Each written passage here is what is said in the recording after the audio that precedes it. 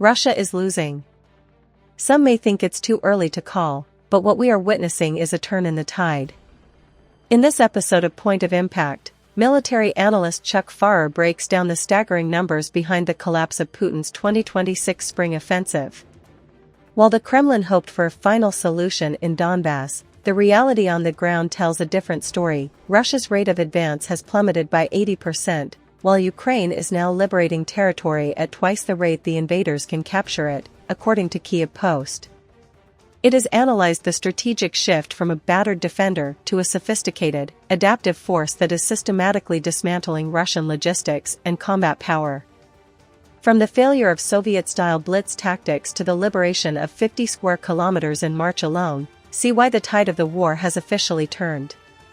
Russia's so-called spring offensive is collapsing, but Moscow keeps sending troops anyway. In this UATV interview, political advisor Jason Smart breaks down the reality behind the front and inside the Kremlin.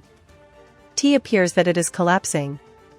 At this point, the Russians do not have the capacity to move forward. Whether they regroup or not does not really matter, they simply lack a strategy to do so.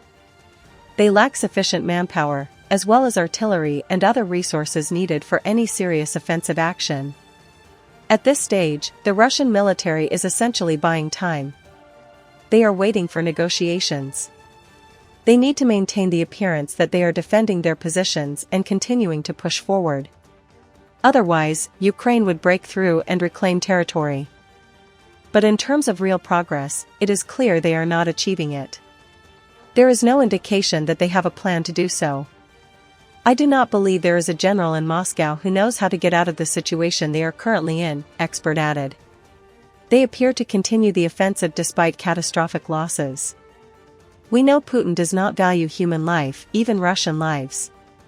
Expert says that we need to separate two things. First, there is no alternative strategy available to them to maintain their position. Second, and more fundamentally, there are groups within Russia, particularly in the intelligence services, who may not want these soldiers to return home. They would prefer that these soldiers die in Ukraine rather than come back armed and dissatisfied. This reflects an internal conflict in Moscow between the intelligence services and the military. The military is currently being weakened. We have seen arrests, forced resignations, and removals within the Ministry of Defense. This indicates a serious struggle among major power groups in Moscow, he says. According to expert currently, the Russian military faces a monthly shortfall of around 9,000 personnel. They cannot fill this gap, even though many regions face economic hardship. Recruitment is extremely expensive. With the escalation in the Middle East, the Kremlin appears to pause peace talks. Jason Smart says that what is happening in the Middle East is highly unpredictable, a real Pandora's box. It is unclear whether it ultimately benefits Russia or Ukraine. Some assume higher oil prices help Russia, but that is not necessarily true. Much of Russia's oil trade operates under long-term contracts and price caps. Russia's budget requires oil at around $59 per barrel, while actual revenues are lower. This creates a deficit. In fact, Russia exhausted its projected annual deficit within the first 2 months of the year. Also, Russia depends on Iran for drone and missile components. If Iran's production capacity declines, that will negatively affect Russia's war effort. Overall, the situation is likely more negative for Russia than positive, expert adds. And what keeps Putin in this war? Is it fear of soldiers returning home? Jason Smart says, partly, but it is more complex. There is an internal power struggle among Russian elites. Different factions connected to intelligence services and state corporations are competing for control. We also see increased security in Moscow. The National Guard alone has around 350,000 to 400,000 personnel. These forces are not sent to Ukraine, which suggests they are reserved for internal stability. This indicates concern about regime security. Ukrainian President Volodymyr Zelensky doubts the expected spring offensive by the Russian army will be effective.